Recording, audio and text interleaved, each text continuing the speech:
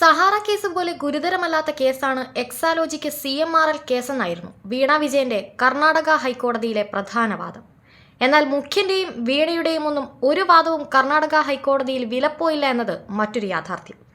Supreme കോടതിയിലെ പ്രമുഖ അഭിഭാഷകനായ ചെന്നൈ സ്വദേശി അരവിന്ദ് പി ദത്താറാണ് വീണ വിജയന്റെ കമ്പനിക്ക് വേണ്ടി ഹാജരായത്. 1.35 കോടിയാണ് അരവിന്ദിന്റെ ഫീസെന്നാണ് സൂചന. കേസിൽ സ്റ്റേക്ക് സാധ്യതയില്ലാതിരുന്നിട്ടും ഇത്രയും തുക മുടക്കി അഭിഭാഷകനെ കളത്തിലിറക്കിയതിന് പിന്നിൽ എന്തെന്ന ചോദ്യവും ഉയരുന്നുണ്ട്. കേസിൽ SFIOയുടെ അന്വേഷണം തടയുക എന്നതായിരുന്നു അരവിന്ദ് പി ദത്താറിന്റെ മുഖ്യ ദൗത്യം. എന്നാൽ സാമ്പത്തിക ക്രമക്കേട് കേസുകളിൽ പൊതു താൽപര്യം ഉയർത്തിപ്പിടിക്കുന്നതാണ് ജുഡീഷ്യറിയുടെ ചുമതല എന്ന വ്യക്തമായ സന്ദേശം വീണയുടെ ഹർജി തള്ളിയതിലൂടെ കോടതി നൽകുന്നുണ്ട്. SFIO അന്വേഷണം തുടരുന്നതിലൂടെ കോർപ്പറേറ്റ് സുതാര്യത, ഉത്തരവാദിത്വം എന്നീ വിഷയങ്ങളിൽ സൂക്ഷ്മമായി നിരീക്ഷിക്കപ്പെടുന്ന കേസായി ഇത് മാറുകയാണ്. SFIO അന്വേഷണത്തിനെതിരെ അരവിന്ദ് പി ദത്താർ ഉന്നയിച്ച മുഖ്യവാദം കമ്പനി രജിസ്ട്രാറുടെ അന്വേഷണം പുരോഗമിക്കുകയാണ് എന്നതായിരുന്നു. സമാന്തര അന്വേഷണം ശരിയല്ലെന്നും SFIOയുടെ സമീപനം അറസ്റ്റും സ്വത്ത് കണ്ടുകെട്ടലും അടക്കം ഉൾപ്പെടുന്ന നിർദ്ദയമായ UPA പോലെയാണെന്നും ദത്താർ വാദിച്ചു.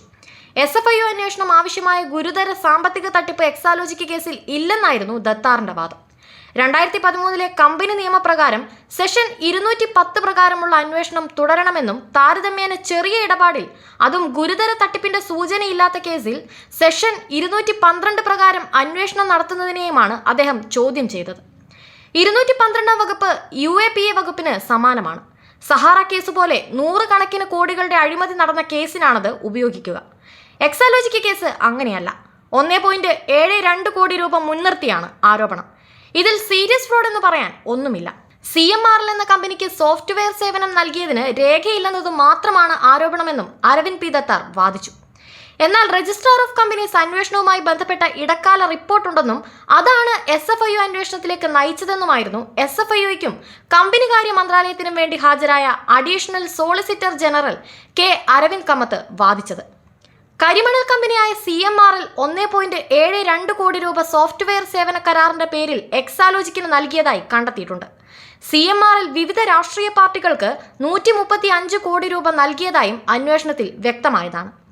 അന്വേഷണത്തിനുള്ള വിവരങ്ങൾ ആദായനികുതി വകുപ്പ് നൽകുന്നില്ലെന്ന് ഉദ്യോഗസ്ഥർ പരാതിപ്പെട്ടതിനാൽ അന്വേഷണം SFIOയ്ക്ക് കൈമാറാമെന്നും അദ്ദേഹം വാദിച്ചു.